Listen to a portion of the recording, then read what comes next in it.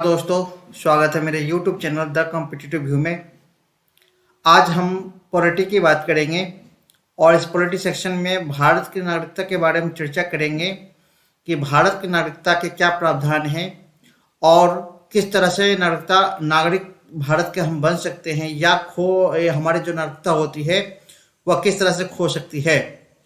तो आज तमाम अनुच्छेदों को लेकर के भारत की नागरिकता के बारे में हम लोग चर्चा करेंगे, जो कि आगामी परीक्षा की दृष्टि से बहुत ही महत्वपूर्ण होंगे।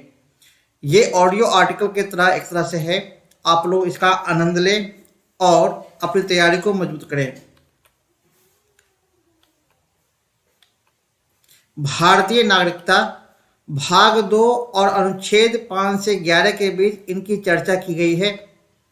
भारत में एकल नागरिकता का प्रावधान है, अर्थात सिर्फ भारत की ही एक बार में आप नागरिक हो सकते हो। अर्थात कहने का मतलब ये हुआ कि अगर आप भारत के नागरिक हैं, भारत की नागरिकता अगर आपको प्राप्त है तो आप सिर्फ भारत के नागरिक ही बने रह पाएंगे जब तक कि आप भारत की नागरिकता को खो ना दें। अगर आपने विदेशी नागरिकता को स्वीकार किया है तो आपको भारत की नागरिकता को छोड़ना पड़ेगा। तो इस तरह के प्रावधान किया गया है। भाग 2 और अनुच्छेद 5 से 11 के बीच में इनकी चर्चा की गई है। भारत की नागरिकता अधिनियम 1955 ही हमें भारत की नागरिकता होने का गौरव देता है। निम्न तरीकों से भारत की नागरिकता आप बन सकते हैं, यानी कि बहुत सारे तरीके ऐसे अपनाए गए हैं जिनके माध्यम से भारत की नागरिकता को आप हासिल कर सकते हैं या भारत के नागरिक होने के प्रमाण हो सकते हैं कि आप भारत के नागरिक हैं। तो उनमें से एक है जन्म के आधार पे प्रत्येक व्यक्ति जिनका जन्म संविधान के लागू होने अर्थात 26 जनवरी 1950 ईस्वी को या उसके पश्चात भारत में हुआ है, वह जन्म से भारत का नागरिक होगा। अपवाद में कुछ चीजें हैं, उनके बारे में बात करते हैं। राजनयिकों के बच्चे, विदेशों के बच्चे, चूंकि राजनयिक जो होते हैं, राजदूत जो होते हैं, भारत के राजदूत, उन्हें अलग अलग देशों में नियुक्त किया जाता है और उनका परिवार वहीं पे संपन्न होता है। तो इस स्थिति में देखा जाए तो उनके बच्चे को स्वतः जो है भारत की नागरिकता प्राप्त हो जाती है। दूसरा है वंश परंपरा द्वारा भारत के बाहर अन्य देश में 26 जनवरी 1950 के बाद जन्म लेने वाला व्यक्ति भी भारत का नागरिक माना जाएगा यदि उसके जन्म के समय उसके माता पिता में से कोई एक भारत का नागरिक हो। 26 जनवरी 1950 को हमारा संविधान लागू हुआ था। उसके बाद जो भी बच्चा भारत में जन्म लिया है स्वतः उसे भारत की नागरिकता प्राप्त हो जाएगी। आपको बता दें कि नागरिकता संशोधन अधिनियम 1992 के द्वारा यह प्रावधान किया गया है। ये भी एक बहुत महत्वपूर्ण पॉइंट से है। 1992 का भारतीय नागरिकता संविधान संशोधन 1992 के द्वारा जो है ये अधिकार प्राप्त हुए हैं।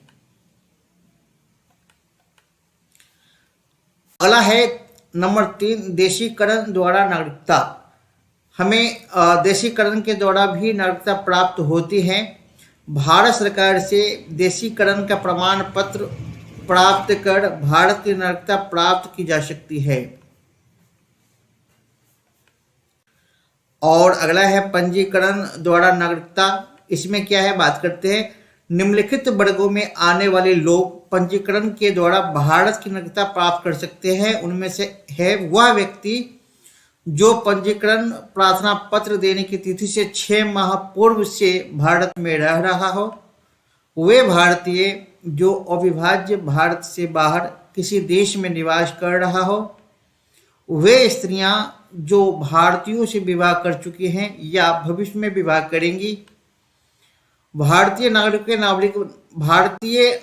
के नाबालिग बच्चे भी इसमें शामिल होते हैं।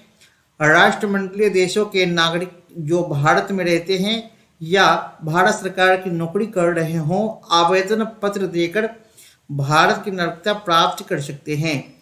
तो ये तमाम विधियां हैं, सिस्टम है, नियम हैं, जो भी कह ले आप, और इस पंजीकरण के द्वारा आप भारत के नागरिक कहला सकते हैं। और अंतिम है पांचवा, भूमि विस्तार द्वारा। इसके बारे में बात करें, यदि किसी नए भूभाग को भारत में शामिल किया जाता है तो उस क्षेत्र में निवास करने वाले व्यक्ति को स्वतः भारत की नागरिकता प्राप्त हो जाती है। तो ये नागरिक संबंधी ये बातें थी जो कि परीक्षा में अक्सर इससे क्वेश्चन आते हैं, चाहे वह किसी भी तरह के एग्जामिनेशन हो, इसमें ये क्वेश्चन जरूर आते हैं। तो आप लोग इसे नोट पॉइंट करें और लगातार वीडियो के माध्यम से अपनी तैयारी को सुनिश्चित करें, अपना रिजल्ट सुनिश्चित करें। मिलते हैं नेक्स्ट वीडियो में, तब तक अपनी पढ़ाई को जारी रखें।